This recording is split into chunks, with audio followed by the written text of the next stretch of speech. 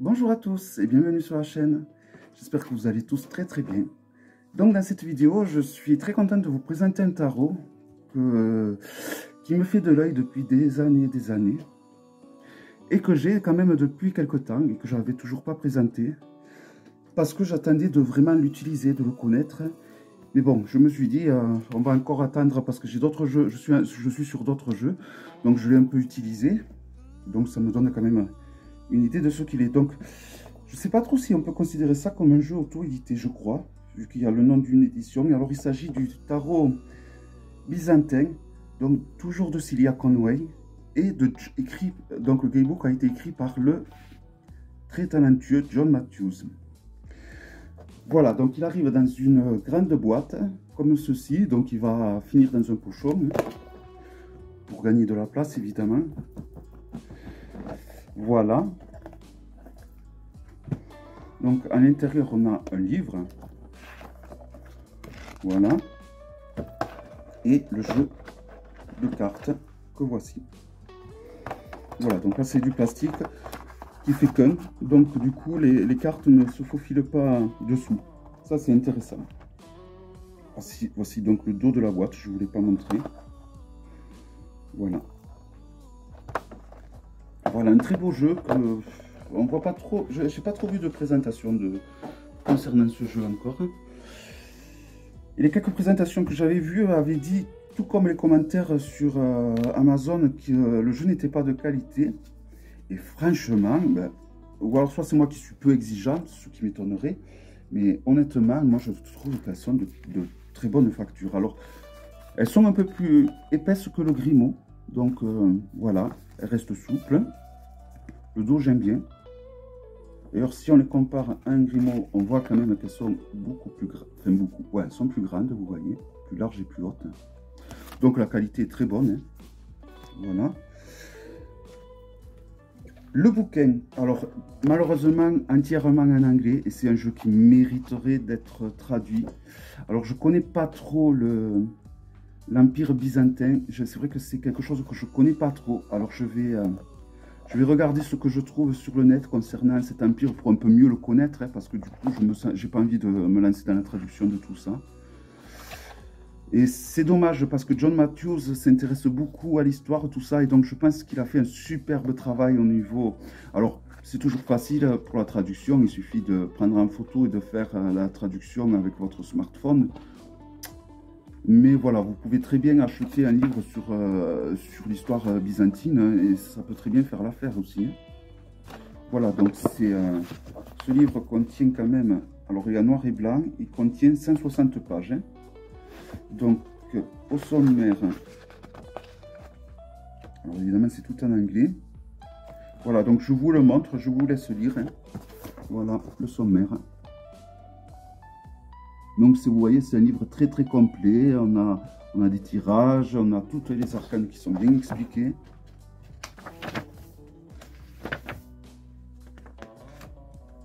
Donc on a un mot, un sacré mot même de John Matthews, qui fait plusieurs pages.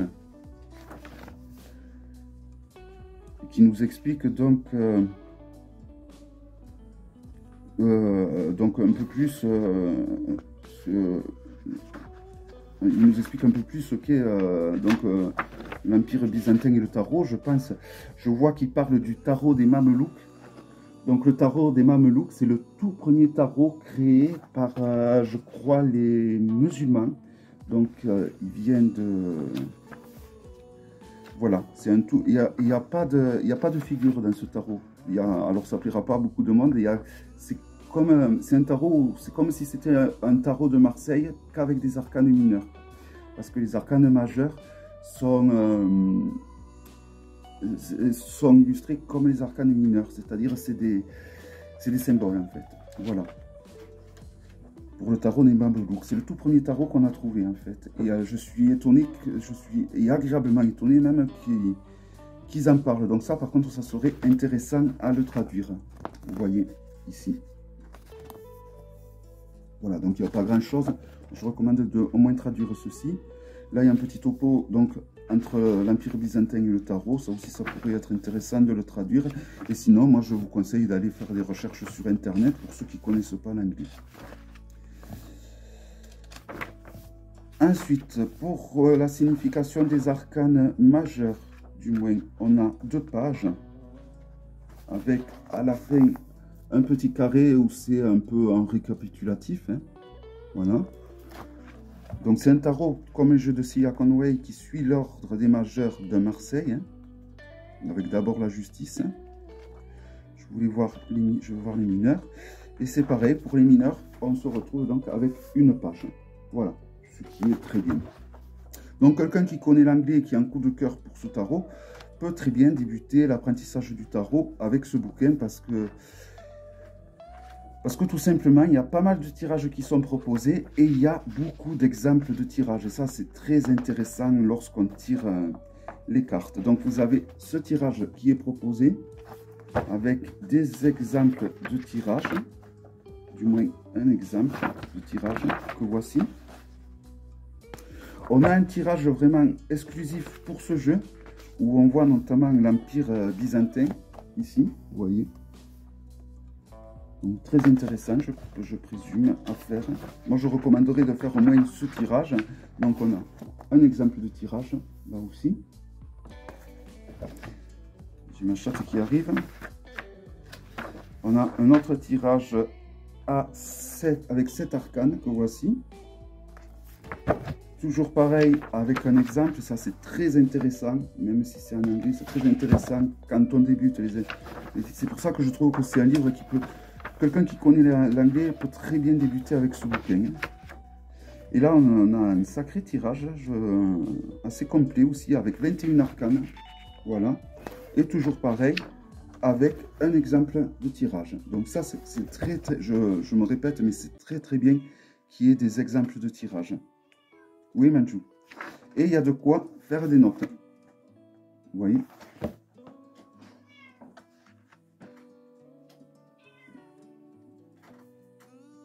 Tu veux venir? Bon. Voilà, donc un livre très complet, un guidebook très complet, surtout pour ceux qui parlent anglais. Et bon, ceux qui ne parlent pas anglais, qui ont la volonté... Ah, elle m'a griffé. Il suffit de se lancer dans la traduction. Voilà. Les arcanes. Alors moi, j'ai été agréablement surpris parce que bon, j'avais peur de la qualité. Franchement, moi, je trouve que ça va, la qualité. Franchement, alors c'est sûr, il y a meilleur, mais il y a bien plus pire, hein, franchement. Voilà. Le dos, j'adore. Voilà. Et alors, c'est parti pour la présentation. Je trouve que les dimensions sont parfaites par rapport à mes mecs. Bon, après, voilà, c'est des arcanes un peu plus grandes, mais bon, elles ne sont pas non plus gigantissimes. Alors, c'est parti pour la présentation avec le fou. Voilà, alors ceux qui aiment les illustrations un peu anciennes, un peu historiques, devraient apprécier ce jeu. Le magicien.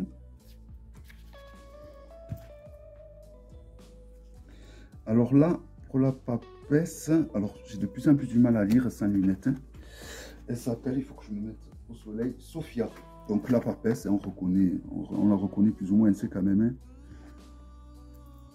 Donc après, il y a le numéro des arcanes majeurs. Si jamais elles se sont été renommées, vous voyez comme la papesse, on peut quand même... Alors par exemple, la papesse, ça peut être intéressant de faire la traduction. Pour voir pourquoi elle se nomme comme ceci. Je pense que Sophia a eu un rôle très important dans l'Empire byzantin. L'impératrice, je trouve les illustrations vraiment magnifiques. C'est là qu'on réalise qu'on peut réaliser que Celia Conway est un artiste très accompli parce que tous les jeux, elle a fait vraiment pas mal de jeux et il n'y en a aucun qui se ressemble d'un point de vue au niveau des illustrations. C'est vraiment tous des jeux très différents. Et le pape, les amoureux avec un gros clin d'œil à Adam et Ève hein, au jardin d'Éden avec le Satan ou le serpent. Le chariot, magnifique. C'est vraiment un jeu, j'ai mis longtemps pour me le procurer, ce jeu. J'ai mis longtemps pour le présenter également, je ne sais pas pourquoi. C'est le jeu de la lenteur, ça, je vais l'appeler. La justice, donc en première position. Ça, c'est quelque chose que j'apprécie. L'ermite.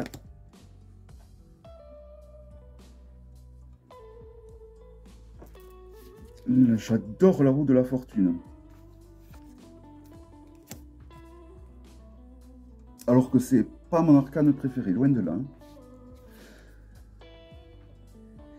La force, il faudrait que je relise la Bible. Ça me fait penser à un combat d'un homme qui s'était battu avec un ange. Je ne sais plus comment il s'appelait.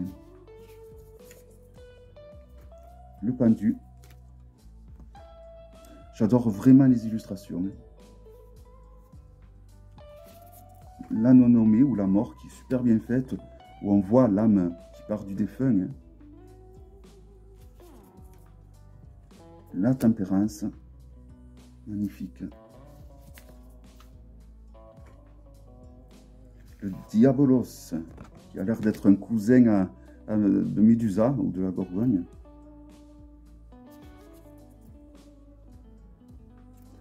La tour est magnifique, je trouve. La maison de Dieu est super bien réussie. Donc c'est un jeu où la chrétienté est quand même bien présente, je trouve. Hein. L'étoile. La lune. Alors l'étoile, la lune et le soleil sont super bien illustrés. J'adore vraiment. Alors l'arcane du jugement me fait penser à un tableau. Alors, je ne sais pas si c'est une reproduction complète du tableau. Alors je ne sais pas vous. Peut-être qu'il y en a d'entre vous qui connaissent le nom de ce tableau. Pourtant c'est elle qui a peint. Hein. Donc vraiment très talentueuse. Et enfin, on finit avec le monde. Voilà, donc là, le fou est en tout début. Alors, à vous de voir si vous le mettez en début ou à la fin. Voilà, donc pour les mineurs, pour les majeurs, pardon. Les mineurs, on commence avec l'as de denier.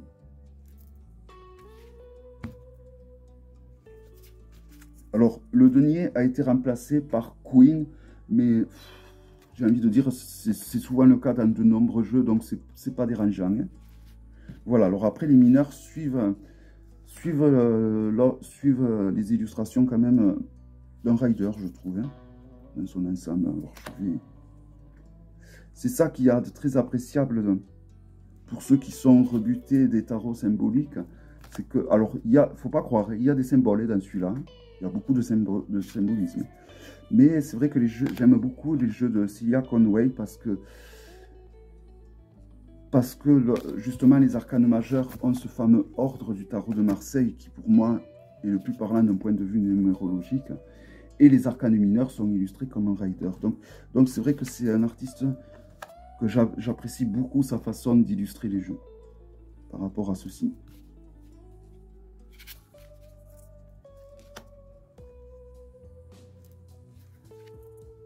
Et le 10 de denier. Alors on passe aux personnages de cour qui ont un nom pour le coup traditionnel avec le page pour le valet ou le page, le knight pour le cavalier. Alors pour le roi et la reine, on a changé la prononciation. Alors la reine c'est la comtesse de denier. Et le comte de denier.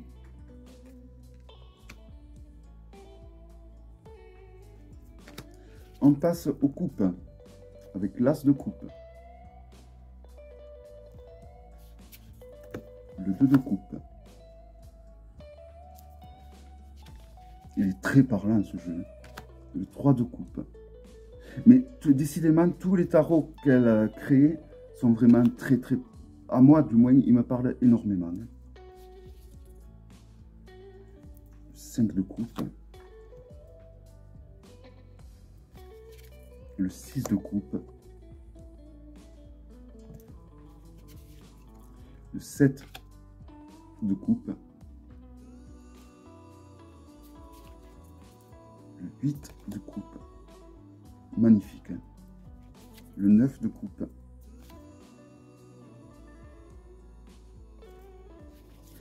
Et le 10 de coupe. Vraiment magnifique. Alors, c'est un jeu quand même s'il est à mass market, qui coûte un certain prix, il me semble. Hein. Il faut compter entre 30, peut-être un peu plus, entre 30 et 40 euros, je crois. Du moins à l'époque. Alors là, je ne sais pas Si on le trouve, je pense qu'on le trouvait encore sur Amazon, le page. Le cavalier. La reine ou la comtesse. Et le roi ou le comte. Les épées avec l'as.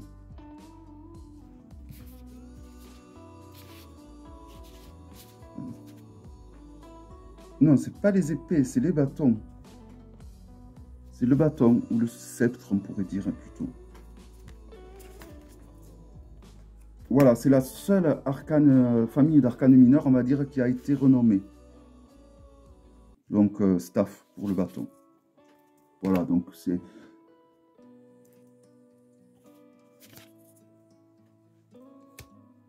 Magnifique celle-là aussi. Vraiment, les illustrations me font penser à des vieilles illustrations de vieux bouquins. J'aime vraiment beaucoup.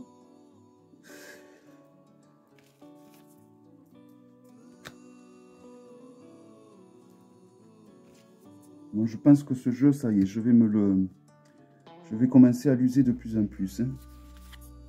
De vous le présenter, ça me donne encore plus envie de me l'approprier, du moins de me l'approprier plus que ce que j'ai fait jusqu'à présent.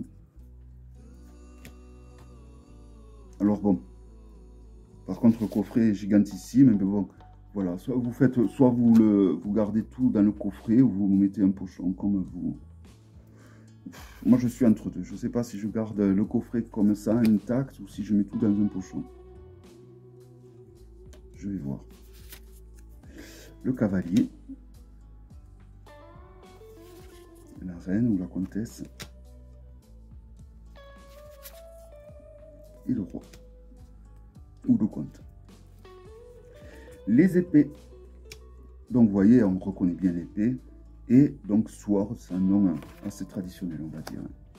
Le 2. Le 3. C'est très parlant. Hein. Le 4. Le 5. Le 6. Le 7.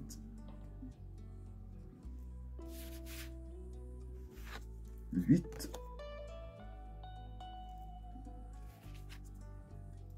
Le 9.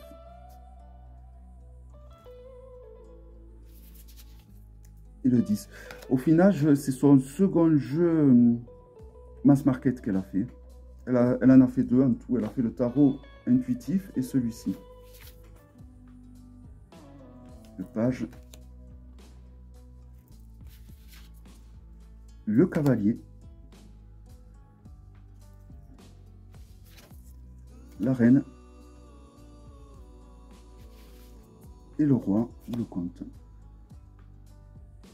Voilà. Alors, je ne sais pas si vous l'avez ce jeu, parce que c'est vrai que c'est un jeu que j'ai jamais trop vu sur la toile. Hein, donc, je serais curieux, s'il y en a parmi d'entre vous qui l'ont, n'hésitez pas à me le dire. Hein, je serais vraiment curieux de voir s'il y en a beaucoup qui l'ont. En tout cas, de dire que ce jeu a des arcanes de pas trop bonne qualité, pour moi, c'est faux. Hein, il a vraiment des arcanes de très très bonne qualité. Il y a vraiment bien plus fin que ça. Voilà. En tout cas, c'est un superbe jeu que j'ai vraiment... un petit coup de cœur, on va dire. Voilà, donc il s'agissait du tarot, du The Byzantine Tarot de Celia Conway et John Matthews.